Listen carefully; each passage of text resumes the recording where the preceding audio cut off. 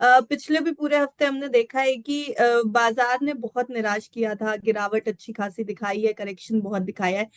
अब यहाँ पर ठीक ठाक रिकवरी दिखा रहा है, लेकिन बड़ा सवाल यही है पूरा हफ्ता बीतने के बाद कि आखिर बाजार करना क्या चाहता है। वापसी होगी और गिरेंगे, क्या कुछ ये बाजार अब दिखाएगा?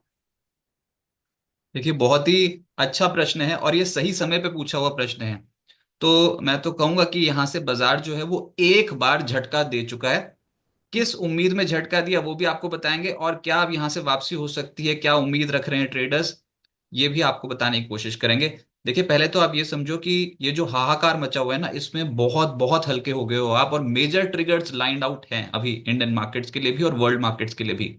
हम्म। सबसे पहले तो जो चिंताएं हैं उस पर बात करते हैं कि क्वार्टर थ्री में रिजल्ट्स खराब रहेंगे, कोई उतने अच्छे रहेंगे नहीं। क्वार्टर टू में भी खराब थे तो क्वार्टर थ्री में भी खराब रहेंगे, ये एक्सपेक्टेशन लेकर चल रहे हैं, तो उसके चलते पीट दिया स्टॉक्स को पहले ही। कुछ हम्म। हुआ है नहीं, नतीजे भी आए भी नहीं है कंपनियों के, लेकिन उससे पहले आप देखोगे पोर्टफोलियोज खाली कर दिए एकदम से, हायर स्तरों पर ले जाके बहुत बुरी तरह पिटाई करी है। एफआई इसके बिकवाली का बहाना है, लेकिन ये डर था कि क्वार्टर थ्री हम्म। रिजल्ट्स बहुत खराब रहने वाले हैं। तो उसके चलते आईटी भी पिटा हुआ, बैंक्स भी पिटे हुए, ऐसे ही था रिजल्ट सीजन से पहले। अब रिजल्ट सीजन का आगाज हुआ, टीसीएस के रिजल्ट्स कल आपने देखे, अनुमान के मुताबिक आ गए, अनुमान के मुताबिक, और स्टॉक 6% ऊपर है। अगर तो अनुमान से बेहतर आया था तो, अनुमान से बेहतर आया था तो टीसीएस कहाँ जाता फिर। तो इसलिए अभी तो सिर्फ अनुमान के मुताबिक आए, और टीसीएस ने जो तेजी पकड़ी आज के सत्र में, पूरे आईटी सेक्टर को लीड कर गया।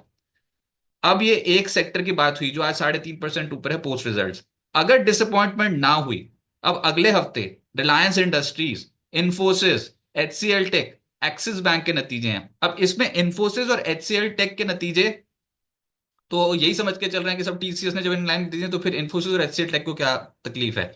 टेक महिंद्रा के भी नतीजे आने हैं, विप्रो के भी नतीजे आने हैं अगले हफ्ते। जो बाजार बहुत क्लोजली वॉच करेगा वो करेगा रिलायंस इंडस्ट्रीज के नतीजे, जो कि शुक्रवार को आएंगे। हम्म। और तो उन वो जो नतीजे होंगे वो बाजार में देखना होगा कि किस तरीके से, माफ कीजिए, 16 जनवरी को, सोलह सोलह जनवरी को जनवरी को आएंगे इस बार दिखाएंगे। रिलायंस इंडस्ट्रीज के नतीजे। तो वो देखना होगा कि बाजार पे क्या इंपैक्ट डालते हैं। हम्म। खराब रहने का वैसे अनुमान है नहीं। फिर एक्सिस बैंक के नतीजे कैसे आते हैं, बैंक्स की चाल डिफाइन डिफाइन हो सकती है, तो आप समझ सकते हो कि निफ्टी की बड़ी कंपनियों के नतीजे आने हैं। अगर तो ये नतीजों में से कोई इक्का दुक्का ही डिसअपॉइंट करके गया और मेजॉरिटी एकदम से अच्छे नतीजे देखने शुरू कर दिए, तो फिर आप सोचो बाजार ओवरडन तो है ही, बिल्कुल ही अ, तले पे पहुंच गया था, आज तो इतनी बुरी तरीके से पिटाई हो गई थी। तो हम्म। इस समय बाजार हल्का है, ओवरसोल्ड है रिजल्ट सीजन से पहले, और हम्म। स्लो डाउन का खतरा था, तो उसके चलते पहले ही डर के मारे पोर्टफोलियोज में थोड़ी सफाई हो गई है। मिड कैप्स में तनाव ज्यादा दिखाई देता है। हम्म। मिड कैप स्टॉक्स तो किसी भी लिहाज से खरीदारी हुई ही नहीं, और बहुत भर भर के बेचा है। अब देखते हैं कि मिड कैप्स वापसी कर पाते कि नहीं। जो प्रॉब्लम आ रही है वो निफ्टी में तो पता लगता है कि बेस बन रहा है, लेकिन मिड कैप स्टॉक्स बहुत बुरी तरह टूट रहे हैं, मिड कैप इंडेक्स बहुत बुरी तरह टूट रहा है, तो वहां पर संभलना जरूरी है ताकि निवेशकों का थोड़ी नुकसान की भरपाई होती हुई नजर आए।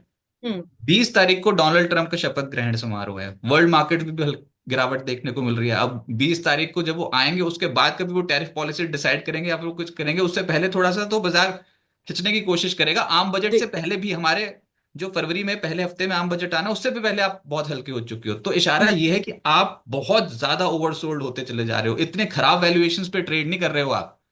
अगर अर्निंग्स इनलाइन भी आ गई, तो आपके पास स्कोप है यहाँ से एक रिवर्सल देने का। और बाजार इसीलिए ही बार बार 23,300, 23,400 के जोन को होल्ड करने की कोशिश कर रहा है। बार बार हमने देखा है कि ये जो जोन्स हैं निफ्टी के, ये हम्म। होल्ड करने की कोशिश कर रहा है। वो कुछ ठहरने के इसलिए कोशिश कर रहा है कि एक बार देख लें बस, हम्म। 5 6 7 कंपनियों के नतीजे देख लें, ये किस तरीके के नतीजे आ रहे हैं। उसके बाद जो आप प्री ट्रम्प रैली और प्री बजट रैली, वो जो आप बातें करोगे ना, उसके हम्म। बाद शुरू होगी।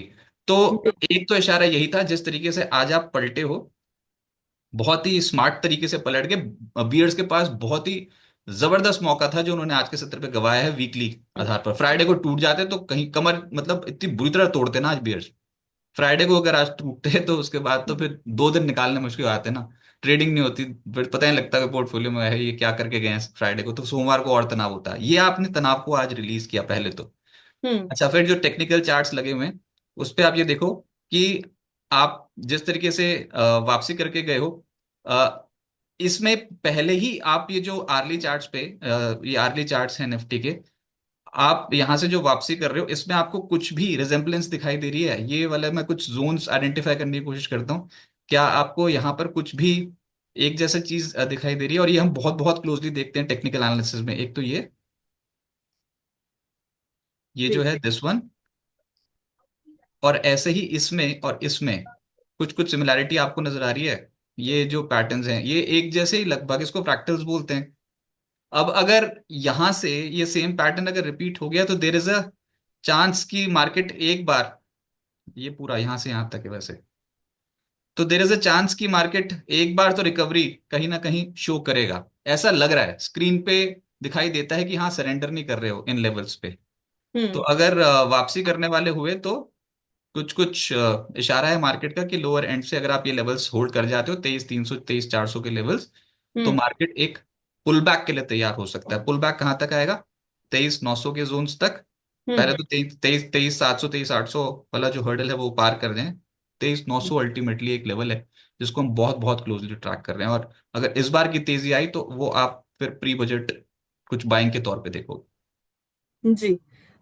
यानी कि बाजार के लिए इस समय कई ट्रिगर्स नजर आ रहे हैं अगले हफ्ते जब बाजार खुलेगा।